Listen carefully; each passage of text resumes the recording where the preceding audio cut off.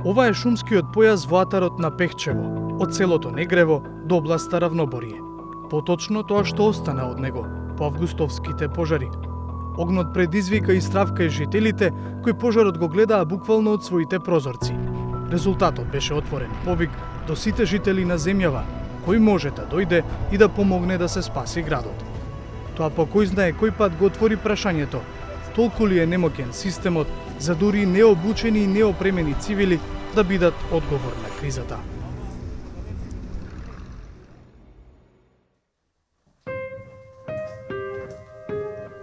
Дејан Вазлиски е припадник на доброволното противпожарно друштво Пехчево. Градот нема своја територијална противпожарна единица, туку со закон се покрива од беровските пожарникари. Доброволното друштво, кое брои 27 членови, сертифицирани од Дирекцијата за заштита и спасување, е формирано во 2022 година по големите пожари во Пехчевско една година претходно.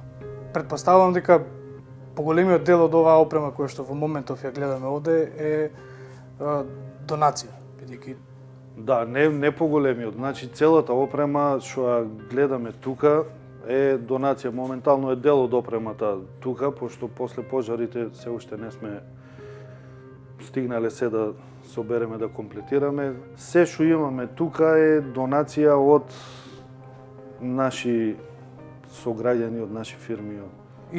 Но исто така и од амбасади на одредени држави.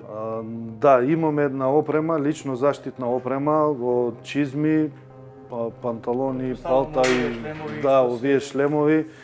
Тоа ни е донација од Австрија после пожарите од 2021 кога ни беа испомош австријците, видеа дека немаме ништо, одиме голи да гасиме. И имаме донација од нив шлемови, чизми, палта, панталони. Доброволните друштва најмногу зависат од странски донации, бидејќи државата не вложува во нивно опремување, а теренот не прашува. Па така и тоа едно возило кое Вазлиски и колегите го имаа, беше странска донација. Во битката со огнената стихија останаа и без него. Огинот не фати од сите страни. Возилото ни беше овде на кривината паркирано, на широкото. Тоа и не спаси нас четворицата од тимот, што имаше некое проширување. Инаку бевме заокружени од сите страни со пламе. Од опрема што имавте на вас? Имавте некоја тешка опрема или? Значи од опрема имавме преска што ви ја покажав, донацијата од Австрија. Палтата и имавме напратначи со нас. А од чадот, како се заштитивте од чадот? Од чадот со мајците преко носи. Значи маски што имавме, почна од температурата маските да ни се топат, мораше да ги тргнеме. Пошто немаме, како да кажем, немаме професионални маски. Во Пехчево, значи, гаснеа домашни пожарникари и волонтери претежно со странска опрема, а во други делови на земјата со странската опрема гасеа и странски пожарникари. Таа помош дојде преку механизмот за заштита и спасување на Европската Унија, чија земја членка е и Северна Македонија. Функционира на тој начин што кога некоја земја ќе побара асистенција, Европската Унија ја обезбедува преку расположливите ресурси кои ги има во соседните држави членки на механизмот. Така, например, во земјава гасеа тимови и воздухоплови од Србија, Кипар, Романија, Словенија, Црнагора и други.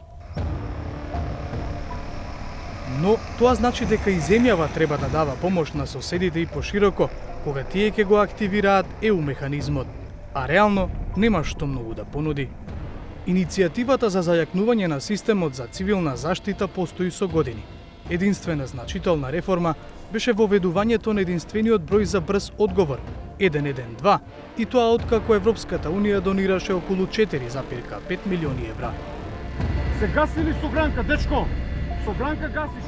Директорот на Центарот за управување со кризи, Стојан Ангелов, се представува како еден од најистакнатите заговарачи на идејата за спојување на институцијата што тој ја води со Дирекцијата за заштита и спасување. На нив гледа како на институции, чии ингеренции се преклопуваат. Повеќе од 3 години зборувам дека е потребно да се формира нова институција која што ќе ги обедини функциите на двете постоечки институции, ЦУК и ДЗС. При тоа во новата институција една од придобивките би било формирање на условно речено специјална единица за заштита и спасување или специјална единица за search and rescue, потрага и спасување, нешто што сме должни да го имаме и според правилата на меѓународни организации или на Европската унија, затоа што во случај на авионска несреќа или друга несреќа со воздухоплови, ние треба да имаме таква единица. Таква единица за потрага и спасување државата во моментов нема, па импровизира. Користи сили на полицијата, армијата и надворешни соработници ангажирани од дирекцијата. Мојот став е јасен, сметам дека треба да има специјална единица која што ќе биде составена од лица вработени за таа намена, мултифункционална единица, која што во текот на летото ќе гаси пожари, во текот на зимата ќе спасува луѓе од планина, но истото тоа може да го прави летните месеци.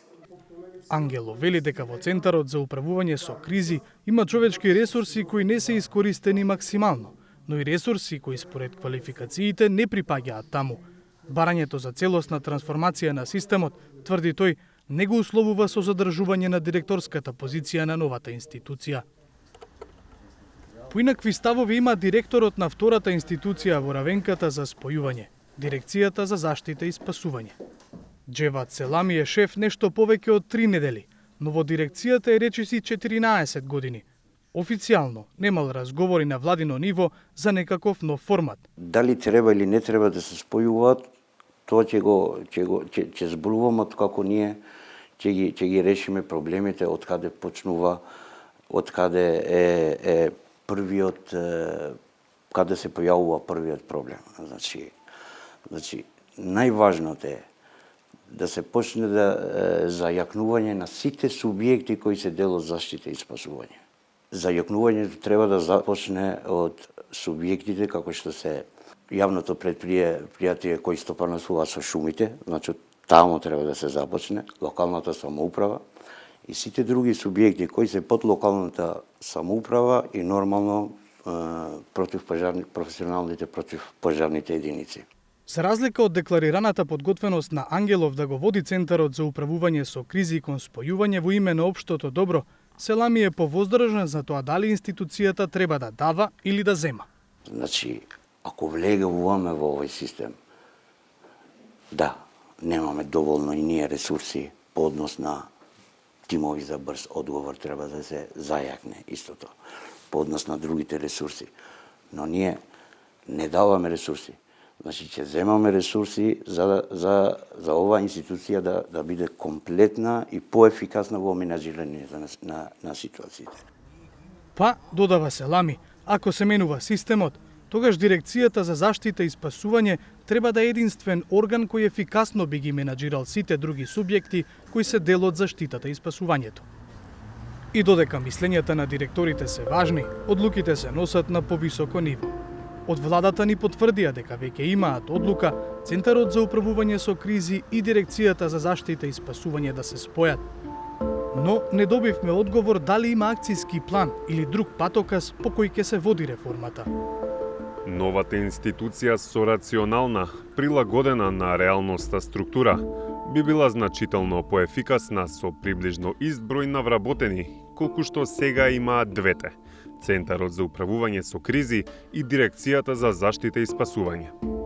Составен дел на новата институција која ќе ги обедини функциите на двете постоечки е, условно кажано, формирање на специјална единица за заштита и спасување, односно потрага и спасување во силина на армиска чета или 120 припадници. Оваа одлука е донесена на владината седница одржана на 24 јули годинава. Задолжен за координирање на реформата е вице-премиерот за политички систем, Љупчо Димовски, кој раководи со работната група која треба да ја спроведе трансформацијата.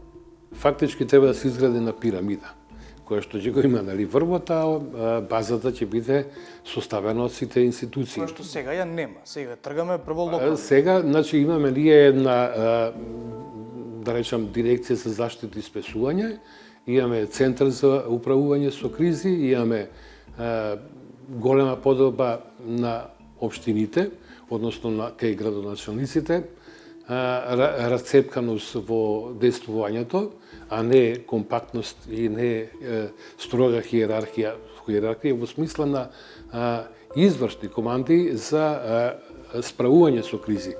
Ние сакаме да воспоставиме, односно се вратиме на системот на цивилна заштита од бивша Југославија, од територијалната одбрана, кој што всушност сега беа трансформирани во таа дирекција за заштита и спасување, меѓутоа очигледно е дека е неефикасен тој систем и во одредена мера или во поголема мера се поклопува со функционирањето на Центрот за управување со кризи. Во пракса, искуства ќе се преземаат од системите на Словенија и Полска во однос на респонзивноста, а од Шпанија, Португалија и Турција во однос на справувањето со пожарите. Тој признава дека Македонија нема сериозни финансиски фондови за да подкрепи таков систем, но зборува за можноста за подобрување на обуките за теренците. Како и да е, сето ова во овој момент е само теорија на ниво на состаноци. Оно што мора да се вложи, тоа мора да се вложи за доброто на сите. И владата е подготвена за сите тие иницијативи кои што ќе дојдат од страна на работното тело, да ги земе во предвид и тоа не, секако дека нема да може со една фискална година да биде реализирано, но со една динамика која што ќе биде дефинирана во таа стратегија, секако дека во текот на мандатот ќе се направат настојби во што поголема мера да биде реализирано. Со други зборови, купувањето на потребната опрема ќе се развлече во текот на следните 4 години, а пред тоа треба да се завршат други работи. За да профункционира системот за кој говори вице-премиерот Димовски, потребно е менување на најмалку 10 закони.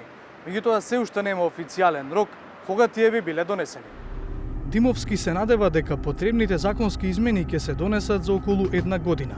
Рокот не е долг, ако се знае дека треба да се усогласат 15 на институции. До тогаш, системот е буквално на колена. Според бројките на Дирекцијата за заштита и спасување, дури 23 од вкупно 34 територијални противпожарни единици во своите редови го немаат минималниот број пожарникари, а 31 од 34 не ги исполнуваат критериумите за објекти потребни за противпожарните служби. На централно ниво пак, земјава има само 3 авиони за гаснење на пожар кои полека се амортизираат. Уште полошо е што тие авиони мора да ги летаат пензионирани пилоти, бидејќи институцијата нема пари за соодветни плати за нов кадар. Природните катастрофи, сепак, не се раководат од политичката волја и циклуси. Не може да избегаме. Истите сцени како во Пехчево ќе се повторуваат. Или ќе се подобри системот, или ќе има се помалку што да гори. Ама джипу ни долу остана. Не, там на кривината.